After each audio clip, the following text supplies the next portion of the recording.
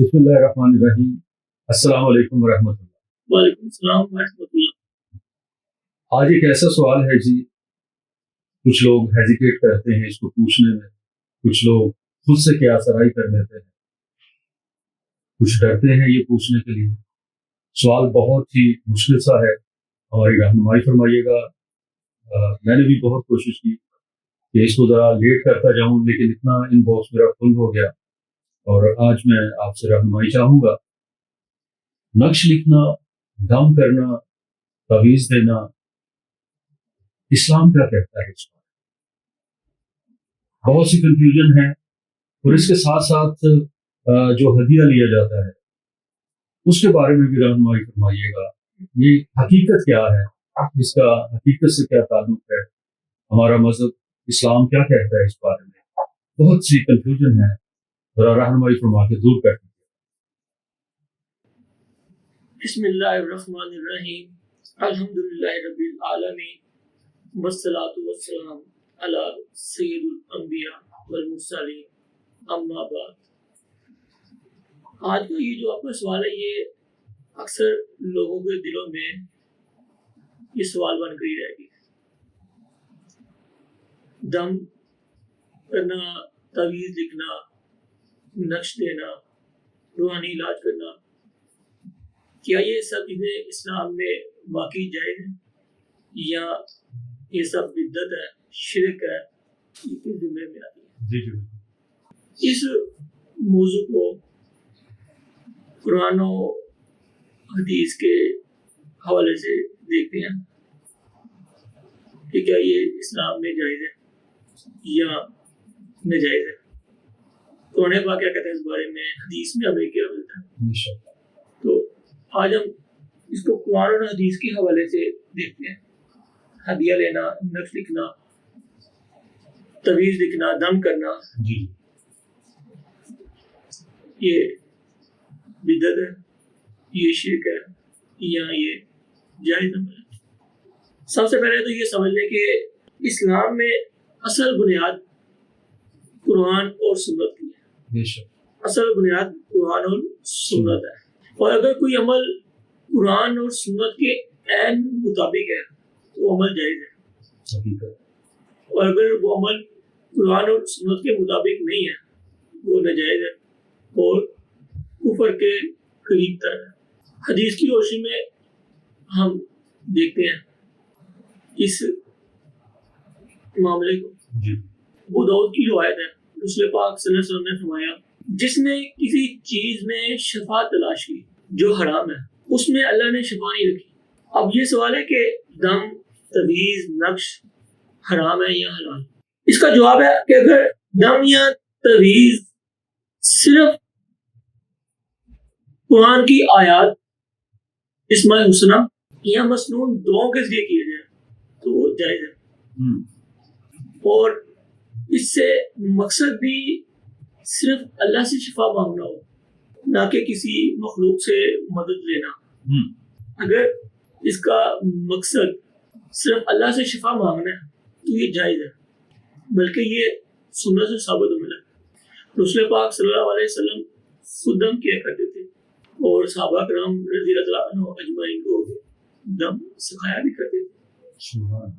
सही बुखारी से रिवायत है, हज़रत अम्मा आयशा सिद्दीक़ा रज़ियल्लाहु अन्हा फरमाती हैं, जब नबी पाक सल्लल्लाहु अलैहि वसल्लम बीमार होते थे तो वो सूरत फातिहा और मुअव्विज़तैन पढ़कर दम किया करते थे।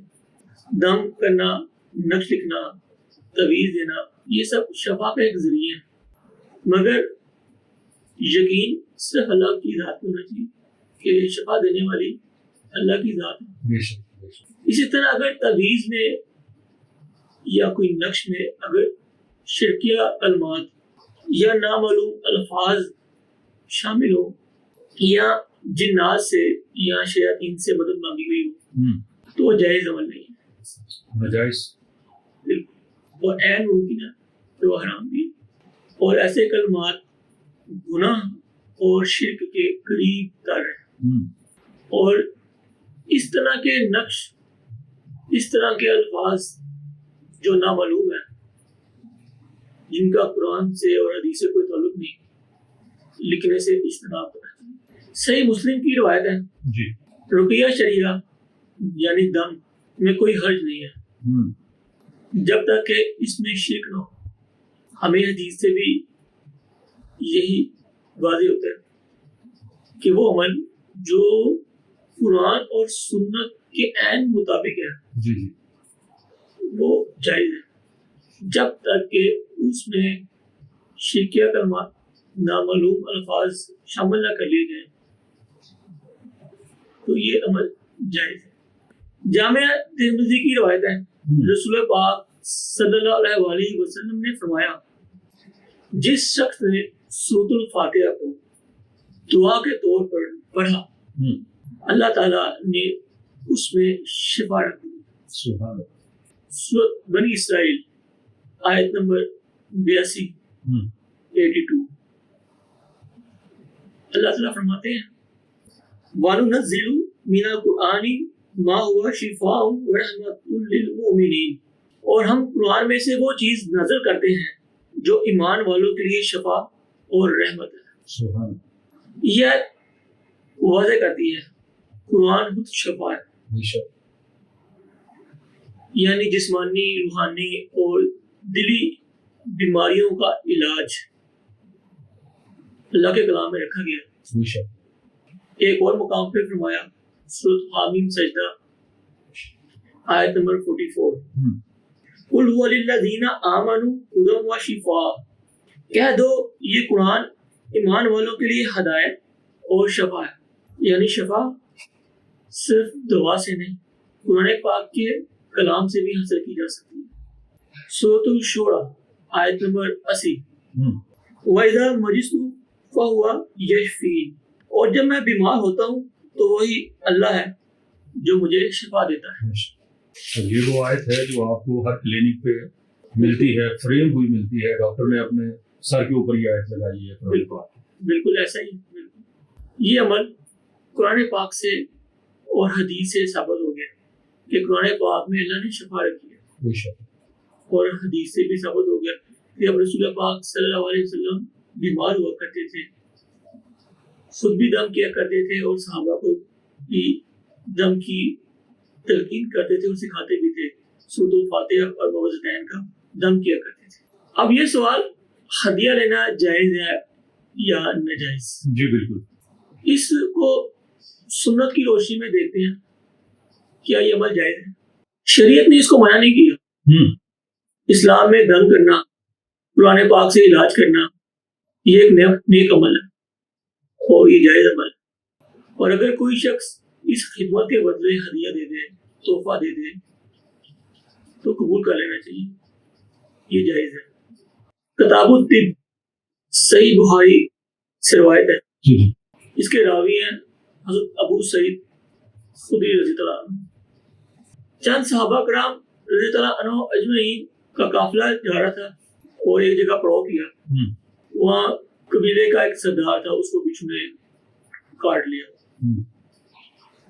اور اس کو افاقہ نہیں ہو رہا تھا۔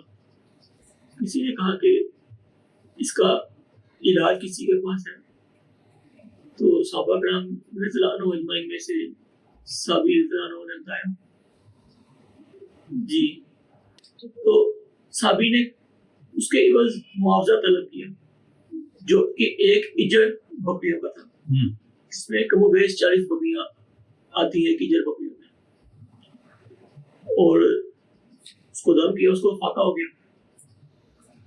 صحابہ کرام رضی اللہ عنہ اجمعین نے مشورہ کیا کہ رسول پاک صلی اللہ علیہ وسلم پوچھ لیں۔ صحابہ کرام رضی اللہ عنہ اجمعین وہ بکریاں لے کے سرکار صلی اللہ علیہ وسلم کے پاس تشریف لے گئے اور سارا معاجرہ بیان کیا، اور سرکار صلی اللہ علیہ وسلم نے فرمایا کہ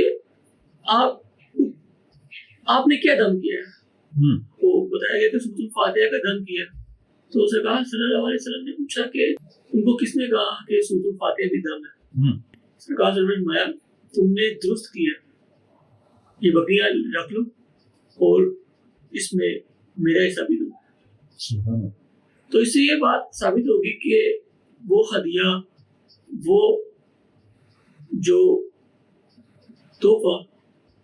تحفے کے طور پہ جو معاوضہ لیا گیا وہ جائز ہے. سرکار صلی اللہ علیہ وسلم نے فرمایا کہ یہ جائز ہے اور اس میں میرا حصہ بھی دو. جس مال میں سے سرکار صلی اللہ علیہ وسلم کا حکم ہو کہ میرا حصہ بھی دو، اس میں کسی قسم کے شک و شبہات نہیں ہونی چاہیے. میرے خیال میں نہیں ہونا چاہیے. ہدیہ لینا غلط نہیں ہے، لیکن نیت کا بگاڑ وہ غلط ہے. اللہ پاک سے دعا ہے ہمیں نیتوں میں صفائی دے، دلوں میں اخلاص دے، اور اپنے کلام کے وسیلے سے ہمیں دنیا اور آخرت کی شفا عطا فرمائے. آمین ثم آمین. وآخر دعوانا الحمدللہ رب العالمین. جزاک اللہ. بہت ہی تفصیل کے ساتھ قرآن اور حدیث کی روشنی میں آپ نے بہت ساری کنفیوژن کو دور کر دیا ہے. آپ کے جو بھی مسائل ہیں، کوئی رہنمائی چاہتے ہیں تو دیے گئے نمبر پر وائس نوٹ بھیجیے اور حل حاصل کیجیے. اور اگر آپ بالمشافہ ملاقات کرنا چاہتے ہیں تو جمعہ کے روز 2:30 بجے سے لے کر 3 بجے تک دیے گئے نمبر پر کال کیجیے، ٹوکن نمبر لیجیے، اور جو وقت آپ کو دیا جائے گا ہفتے کے روز شام 6 سے 9:30 بجے تک تشریف لے آئیے. اللہ حافظ.